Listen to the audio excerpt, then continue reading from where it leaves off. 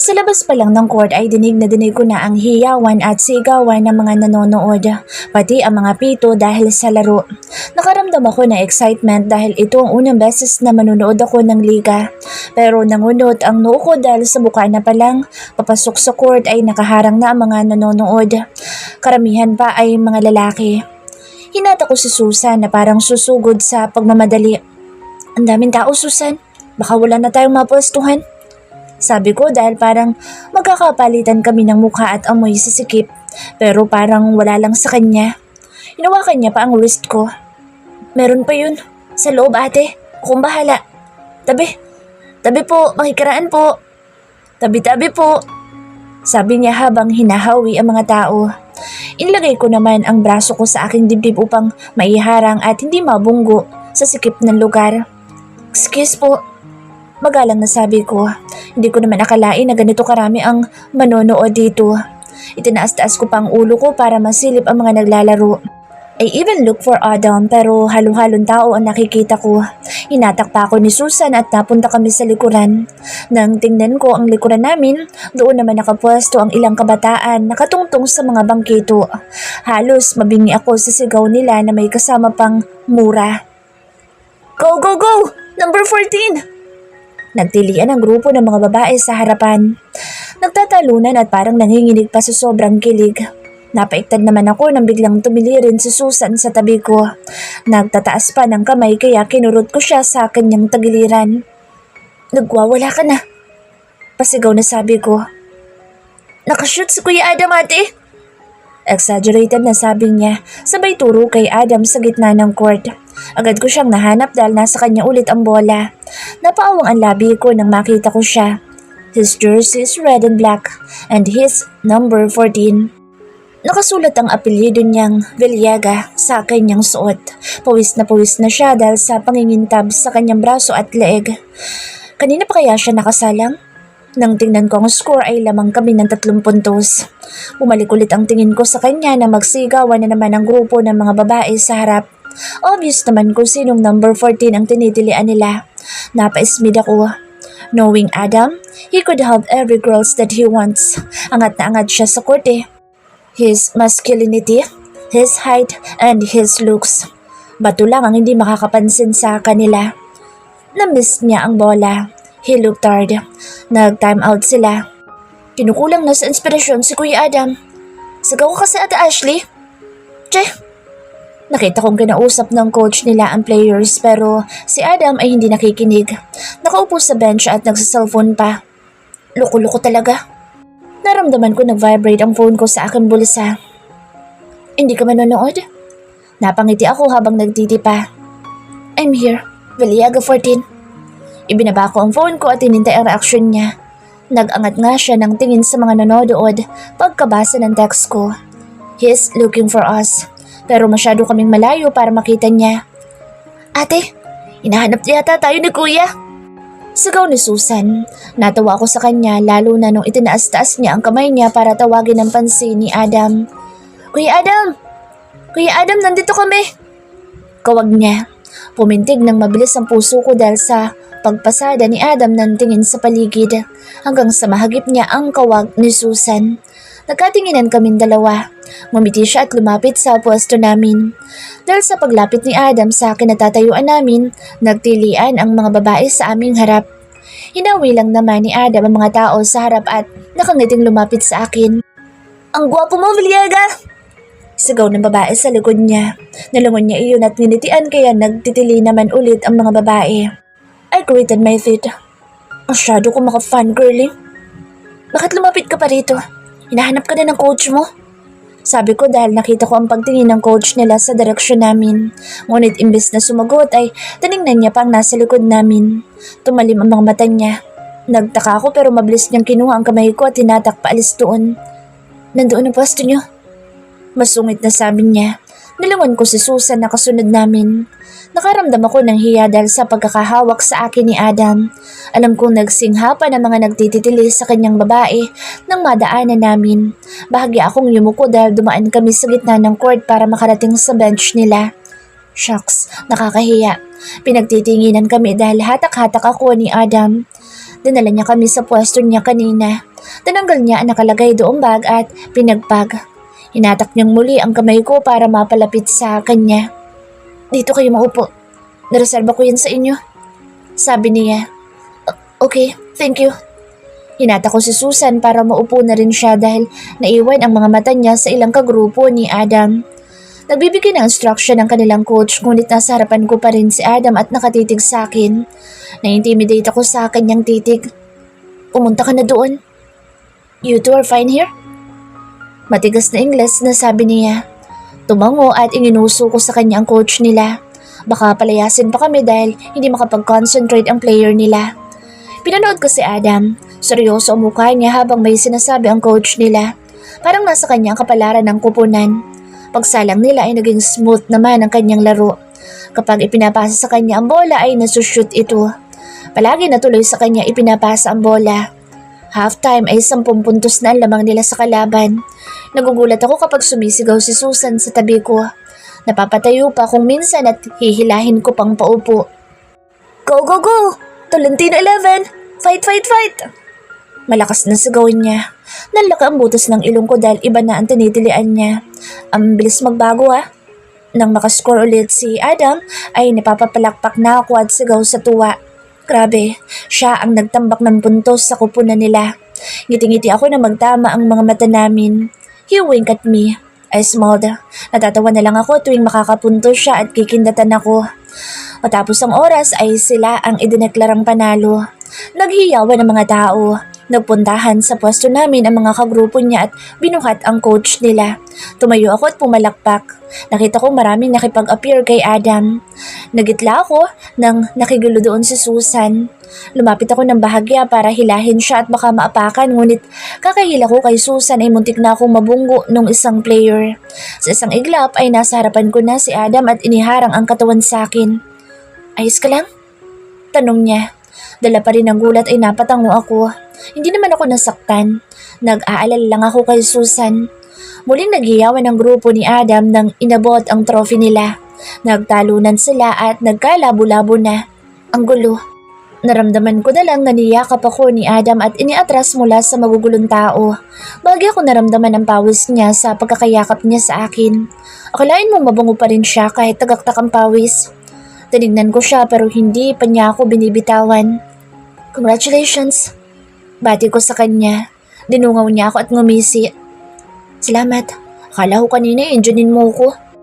Tumawa ako. Muntik na kung hindi ako sinamahan ni Susan. Speaking of Susan, nilangon ko iyon at tinanap. Nakita ko nakikipag-selfie na siya kay Tolentino 11. Nagkatinginan ulit kami ni Adam at parang pareho kami nang iniisip dahil sabay kaming nagtawanan. Hindi sumama si Adam sa celebration party ng kanyang mga kagrupo. Mabilisan siyang naligo sa bahay niya at inihatid ako sa shop. Pero si Susan na nag-proxy sa kanya. Napailing na lang ako habang tinitingnan siya paalis. Kaya hanggang sa maklating sa shop ay siya pa rin ang iniisip ko. Binuhay ko ang ilaw sa kusina at ibinaba ang slim bag ko sa gilid ng stainless na counter. Hinarap ko si Adam na kapapasok lang at iniikot ang mga mata sa kabuuan ng maliit na baking area namin. Mas nagmukha siyang presko ngayon sa suot niyang white v-neck shirt at maong pants. Okay na ako dito, Adam. Umuwi ka na at magpahinga. Sabi ko sa kanya.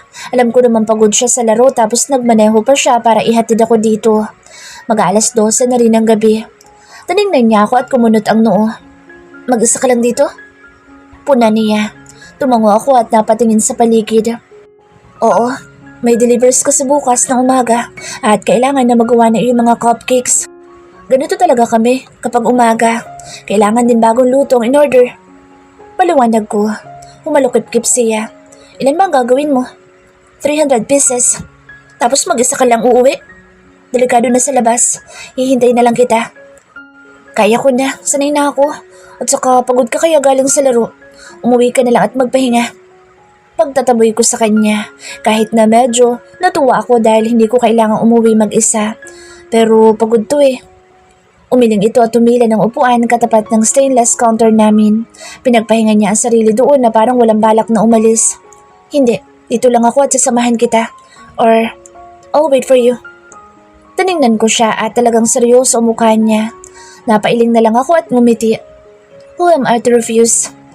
Nagsuot ako ng apron sa aking bewang at kinuha ang papel kung saan nakasulat ang orders. Though kabisado ko na ang gagawin ko, ay mas minabuti ko pa rin isulat sa papel para sigurado. Anong may tutulong ko, Miss Baker? May mixer naman ako dito. So kahit ikaw na lang ang magpasok sa oven. Sabi ko habang nagsusukat ng cake flour. Magpasok? Diyan ako magaling. Kumunot ang noo kong napatingin sa kanya. Pero tinaasan niya ako ng kilay at pumangalumbabang pinapanood ako. Hindi mo nagets no? Ang inosente mo kasi. Makahulog ang sabi niya kaya mas lalong kumunot ang noo ko. Bored ka ba? You can use my laptop. Nasa labas lang iyon. Okay lang? Natawa ko. Wala namang big deal doon. Kaya nga pinapahiram ko sa iyo eh. Kunin mo na lang. Pagkasabi ko noon ay lumabas na siya. Pagbalik ay dala na ang laptop. Umupo siya sa dating pwesto at nakita kong kinakalikot ng laptop ko. I continued working. Ilang sandali din akong naging abala sa paghahalo ng mga sangkap ko. Napaghalo ko na ang dry and wet ingredients ko nang tingnan ko siya. Parang ang seryoso na mukha niyang nakatutok sa screen ng laptop. Anong ginagawa mo? Bigla akong tanong. He looked at me. Facebook. Ibinalik ulit ang mga mata sa computer. May Facebook ka? Malamang, siya pa ba? I mentally laughed at my question. Yours. Napaangat ako ng tingin sa kanya. Ano? Ngumisi siya. Tinitingnan ko ang profile mo at newsfeed mo. Ang cute nga ng profile photo mo eh. As if on cue, ay ibinaba ko ang mga hawak kong molding tray at nilapitan siya. Facebook account ko nga ang pinapakaalaman niya. He's checking my album photos. He's currently scanning my travel albums. Iba't ibang lugar pero karamihan ay mga beaches ang background. I was only wearing a high-waisted maong shorts and a bikini bra. Hindi naman ganoon ka-revealing ang suot ko pero baka minamanyak na ako nito. Piningot ko siya sa kanyang tenga kung kaya't bahagya siyang napaangat sa kanyang kinuupan. Ikaw ha? Sinusulipan mo ako no? Bakit yun ang tinitingnan mo? Sabi ko habang pinipingot siya. He looked hurt pero medyo magaan lang naman ang ginawa ko. Ray ko naman, Ash. Masakit. Nakanguwi niyang sabi. Masakit talaga kung hindi ka sasagot sa tanong ko. Bakit mo ko sinisilipan? Turo ko pa sa pictures. Napapikit pa siya kunwari sa sakit. He opened his left eye. Ano sinisilipan? Nakapost nga yan sa Facebook mo eh. Yung friends mo pwede makita ako hindi? Binitawan ko ang tenga niya nang mapagtanto ko ang point niya. Nga naman, hinawakan pa niya ang kanyang tenga. Kung akong kasama mo sa mga panahon na yan, hindi ka makakahawak ng camera. I heard him whispered. Naliit ang mga mata ko sa kanya. At bakit? Tiningalan niya ako. His deep eyes changed. Bahagi ako napaurong sa tema ng pagkakatingin niya sa akin. Kinabahan ako. May kakaibang bilis ng puso ko. Because I'm possessive. Ashley Nicole. He said in a low baritone voice. Hindi ko natanggal ang tingin ko sa kanya. It became hard for me to pull my gaze away from him. He gazed back without blinking his eyes. Sa kanyang sinabi parang nagbago ang tingin ko sa kanya and I can't even find a name for it. It was foreign. Mukha mo. Bulyaw ko kaya napaiktad siya. Tinanggal ko ang tingin sa kanya dahil hindi ko na kinakaya ang bigat nito. Too much to handle. Bumalik na lang ako sa ginagawa ko habang naririnig ko siyang tumatawa. I tried to bring back my normal pulse, pero pagkahawak ko pa lang sa molde ay nanginginig pa ang aking mga kamay. I still feel the heat from his intense eyes. Shit, I whispered. Concentrate, Ashley. Concentrate. Muli kaming nanahimik na ilang sandali. I could only hear the tick-tock of the clock. Ganoon katahimik. Kung hindi lang natapos ang pagmimixing ko, hindi sana ganito ka-awkward. Sino si Ryan? He asked unexpectedly. I sigh. Best friend ko. Best friend mo, lalaki? May taka na pagtatanong niya. Napatingin naman ako sa kanya. Oo, bakit? Akala ko si Ina best friend mo. Pareho ko silang best friend. Tumaas ang kilay niya pero sa laptop pa rin nakatingin. Kailan pa kayo naging magkaibigan? Si Ryan? Since high school. At si Ina? Magta 3 years pa lang. Pinagpatuloy ko ang ginagawa ko hanggang sa mapuno ang isang molde. Nang matapos malagyan ay saka ko tinawag si Adam. Viliaga 14, halika na rito. Halikan na? Nagsalubong ang gilay ko sa sinabi niya. Kunti na lang iisipin ko ng manyak talaga to eh. But then, he laughed and stood up. Joke lang ha, baka madurog mo na ang tenga ko. Wapo nga, wala naman tenga. Natawa ko sa sinabi niya. Yabang nito. Papasok na sa oven, Viliaga 14. Utos ko. Kinuha niya nga mga tray at inilagay sa oven. I set the time at pagkatapos ay gumawa na ako ng frosting. Bumalik ulit siya sa harap ng laptop ko. Why do I feel na may ginagawa kong kalukuhan dyan? Because I'm using laptop? Pilyo nitong sagot sa akin. Inarapan ko na lang siya at nag-focus sa ginagawa. Marami ring cupcakes ito. Ganoon lang ang ginawa namin hanggang sa matapos ako. Nag-aalok siyang tumulong sa paglalagay ng frosting pero umaayaw din siya dahil hindi niya maayos ang lagay. Sinobrahan ko ang gawa ng cupcakes para sa kanya dahil sinamahan niya ako. He even missed their theme celebration. Madaling araw na nang matapos ako. He helped me to store the cupcakes in the fridge. Naglabas ako ng platito at tasa para sa kape. Tumayo na ako sa tabi niya habang nag-online siya. Ay Facebook ka ba? Tanong ko bago sumimsim ng kape. He took a bite on his cupcake. Umiling siya. Igawa mo ko? Madalas ko sa bar pero wala akong Facebook. He looked at me. Compliment ba yan? I shrugged it off. Mayaman ka ba? Napahinto siya sa pagmuya at parang nagulat sa tanong ko. Wala naman akong ibig sabihin sa tanong ko pero parang nag-iba ang timpla niya. Hindi ba mahal doon sa mga bar? O di kaya siguro, miyembro ka ng sindikato no? Bigla siyang pumihit ng tawa. Sa sobrang tawa ay namula pa ang tenga niya. Miniwaan ko siya dahil hindi naman ako natatawa. Baliw. Tinuro niya ang laptop. Igawa mo na lang ako ng account at baka mami pag hinalaan mo pa ako maligno. Sabi niya habang tumatawa. Sira ulo. Lumapit ako para makagamit ng laptop. Tangka pa siyang tatayo para paupuin ako pero tinanggihan ko. Madali lang naman ito. Tinatanong ko siya sa mga kailang i-fill up. Work? Tanong ko. Unemployed. Napatingin ako sa kanya nang hindi makapaniwala. May pang bar ka pero wala kang trabaho? Nagkibit balikat siya. Kare-resign ko lang. Saka, tantanan mo nga yung kababar mo. Hindi naman madalas yun. Monday, Wednesday, Friday at Saturday lang? Tudyo ko. Minsan kailangan din nating mag-unwind. Ibinalik ko na lang ang tingin ko sa laptop. Baka nangangawit ka na. May pag-aalalang sabi niya. Carry lang. Natawa ko. Caribals. Ha?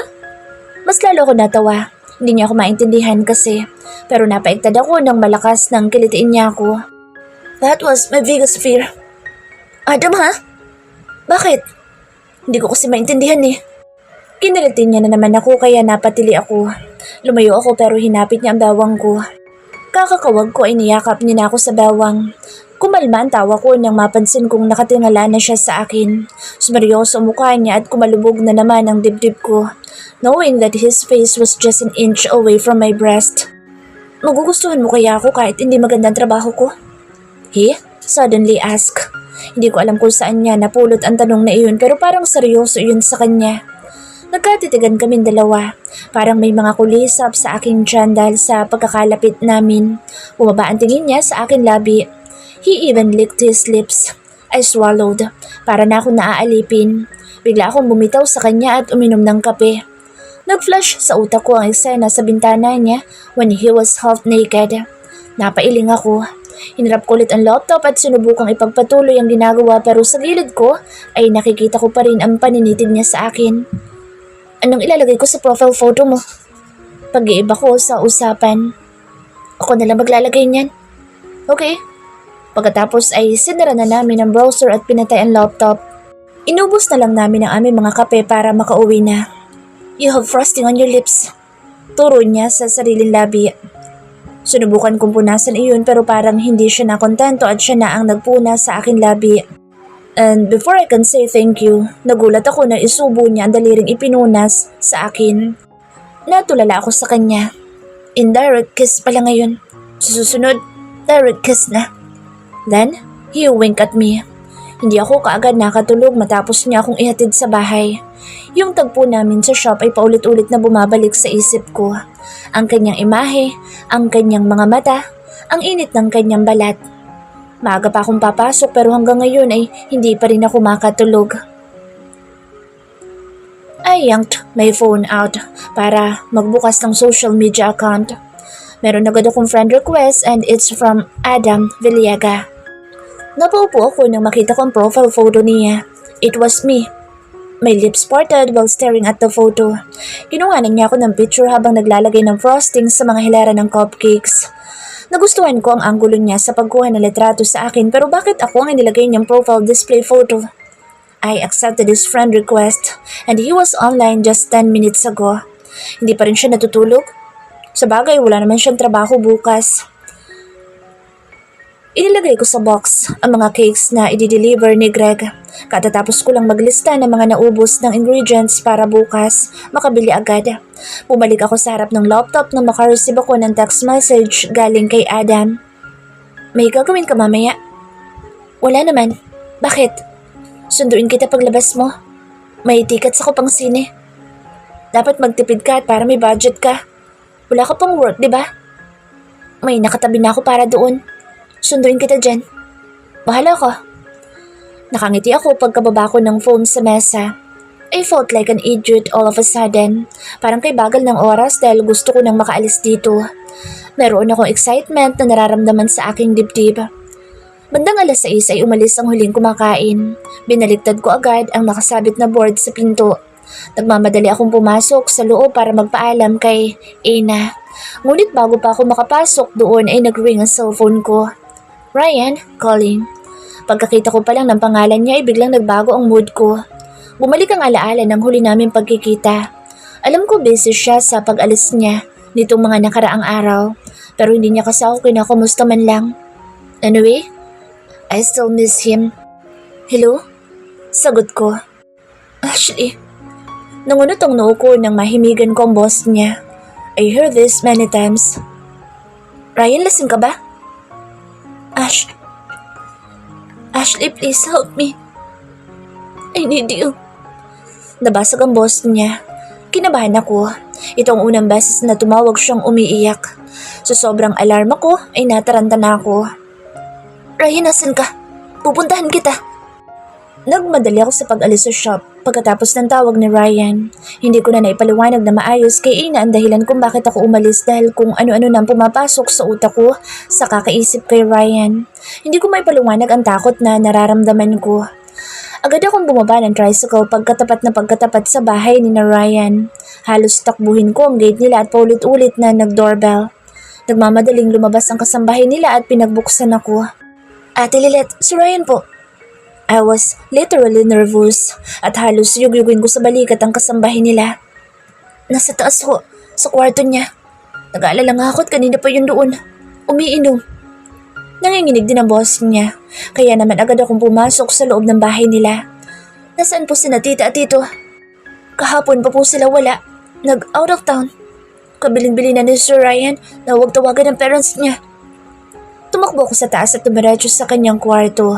Nang pihitin ko ang doorknob ay nakasarado ito. Kung kaya kumatok pa ako, tinawag siya. Ilang sandali pa ay pinagbuksan niya ako ng pinto. Ray. Halos pabulong kong tawag sa kanya. Hindi niya ako pinansin at iniwan na lang ang pinto sa akin. I stepped in. Napatingin pa ako sa sahig na maapakan ko ang ilang nakayumukos na papel. And my eyes traveled all around his room. For the first time in ages, it was messy. Sabog-sabog ang mga gamit niya. Ang kanyang kama ay magulo at may mga damit pa sa ibabaw. I saw his traveling bags. Ang isa ay nakahiga sa sahig at nakabukas. Parang hinalughog ang laman nito. Ang isa naman ay nasa gilid lamang. There are empty in-can beers all over the floor. At kahit ang amoy ng kanyang kwarto ay malalanghap na ang tapang ng beer. Pumasok ako at sinarado ang pinto. I found him sitting on the edge of his bed, drinking, nakatingin sa kawalan. This was not the Ryan I've known. Lumapit ako sa kanya at tiningnan siya. Halos mahabag ako sa kanyang itsura. He looked tired, exhausted, broken, and I saw the small tears on his eyes. Ray, what happened? He didn't look at me. Instead, he drank his beer and threw it somewhere at napatingin ako sa lumagapak na lata. She cheated on me. He blurted out. Umigting ang kanyang panga pagkatapos sabihin iyon. Pilit kong iniintindi ang kanyang sinabi. I gasped. For once, ayokong paniwalaan ang sinabi niya. Si Jana? He looked at me and I saw bloodshot eyes. Natakot akong tingnan niya ako sa aking mga mata. His teeth gritted, urged by his anger. Nakita ko siya. She was kissing another man in Dubai. She cheated on me. Galit na anito. Nalamig ang ulo ko. Ang unang pumasok sa isip ko ay, bakit? Alam ko at ramdam ko kung gaano nila kamahal ang isa't isa, kahit ang masakit sa akin na makitang may ibang mahal ang taong ito. Inggit na inggit ako kay Jana dahil mahal siya ni Ryan. So, why did she waste that love?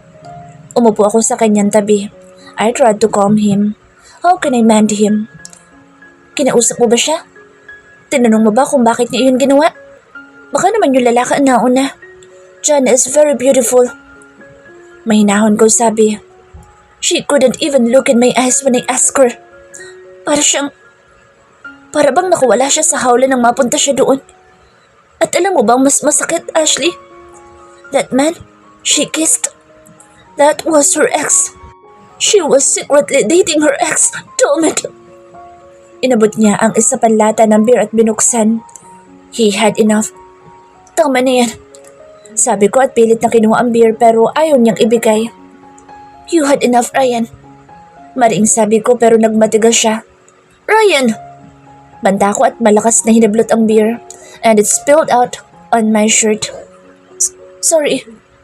Natauhang sabi niya. Kumuha pa siya ng tissue pero basang-basa na ang damit ko. Tumayo siya at may kinuha sa kanyang bagahe. Iniabot niya iyon sa akin. Sorry, magpalit ka na lang ng damit. He apologetically said. I sigh. Kinuha ko ang t-shirt niya at pumasok sa banyo. Masyadong malaki ang t-shirt ni Ryan. Paglabas ko ng banyo, naabutan ko siyang nakahiga sa kanyang kama. Nakatagilid at nanginginig ang mga balikat. He was crying. At parang wala nang masasakit pa sa akin na makita ko siyang ganito. Sobrang nasasaktan. Tumabi ako sa kanya at niyakap siya mula sa kanyang likuran. If only I could take away his pain. I wish I could. I cried for his pain. Magpahinga ka muna. I'm just here. Bulong ko. Hindi ko alam kung gaano katagal kami sa ganoong posisyon. Embracing him from his back, wearing his own shirt, lying on his bed. I've been dreaming this moment, but not when he was crying.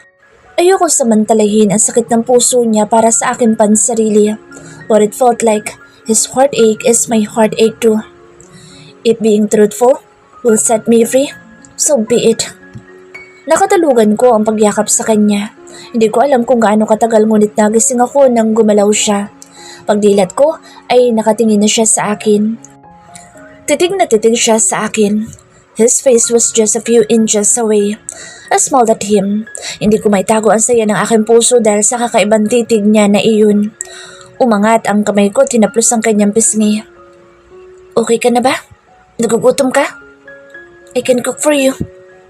I said softly. I felt everything just lifted up. Ngunit ilang saglit pa ay bigla siyang bumangon at umupo. Kunot ang noo ko at bumangon na rin. Tulala siya. Humawak ako sa kanyang balikat. Ray, anong problema?